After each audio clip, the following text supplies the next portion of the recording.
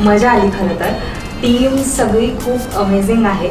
सगळ्या ॲक्टर्सना राजेश सरांनी, अभिषेक सरांनी एकदम फ्री फील करून दिलं आहे. असं कोणालाही बर्डन नव्हतं कोणत्या कामाचं. त्यानंतर सगळ्यात आमच्या क्यूटच्या विजयलक्ष्मी मॅम, प्रोड्युसर मॅम, त्या आमच्यासाठी खूप सारे स्नॅक्स घेऊन यायचा.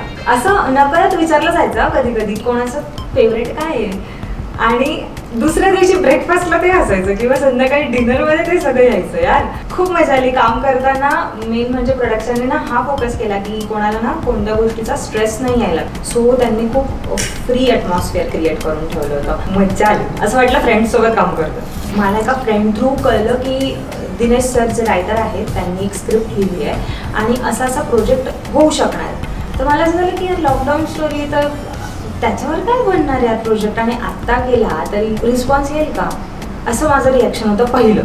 पण नंतर माझा फ्रेंड सुशील तो सुद्धा ह्याच्यात इन झाला हे मला नंतर कळलं. आणि नंतर हे सुद्धा कळलं की सरांनी, रायटर सरांनी जेव्हा ते लिहिलं, कॅरेक्टर्स लक्षात ठेवून की पर्सनॅलिटीज लक्षात ठेवून आय वुड से लिहिला गेला कॅरेक्टर. तो मग म्हटलं एकदा वाचू, स्क्रिप्ट वाचूया काय आहे काय नाही. आणि त्यानंतर मग डिरेक्टर सर आहेत पाचोरे सर, त्यांच्याशी ओळख झाली.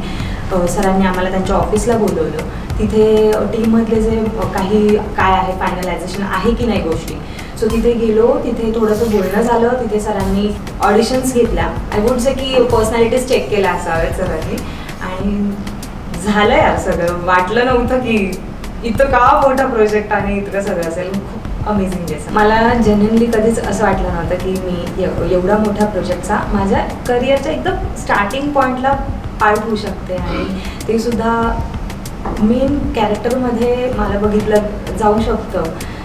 मला असं वाटतं इथे ना थोडासा कॉन्फिडन्स आला की यार होऊ शकतात गोष्टी, होऊ शकतं सगळं. सो पॉझिटिव्ह वाईब्स घेऊन हा प्रोजेक्ट झाला आहे आणि सगळे लोक खूप पॉझिटिव्ह. DOP सर होते ना, तर त्यांचे ना खूप सारे कॅमेरा सेटअप होते आणि ट्रायपॉड्स वगैरे होते.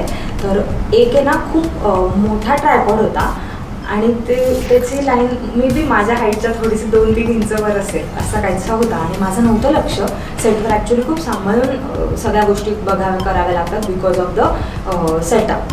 तर मी आपली चालले होते माझी आणि मला मागून आमचे कॉस्ट्युम डिझायनर आदिती आणि असिस्टंट सायली, तर दोघे आवाज देत आहे आणि मी माझ्या तंद्रीत निघूनही गेले. नंतर वर पाहिलं की माझ्या एक्झॅक्ट 2 इंचावर तो ट्रायपॉड लावलेला आहे. तर माझी हाईट पुरून गेली. मला ती गोष्ट हसू येते कारण का मला तिथून विदाउट एनी ऑब्स्ट्रॅक्शन मी तिथून गेले.